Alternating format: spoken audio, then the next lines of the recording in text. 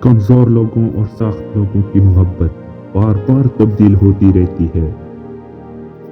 جو جوانی کے دنوں میں اپنا سہارا خود بنتا ہے وہی اپنا آنے والا مستقبل محفوظ بنا سکتا ہے۔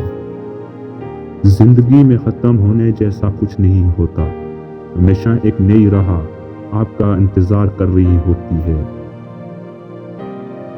برداشت کرنے کا ہنر ہر کسی کے پاس نہیں ہوتا، تھوڑی سی بھی تنقید اعلیٰ ظرف انسان کی اصلیت بھی کھول دیتی ہے۔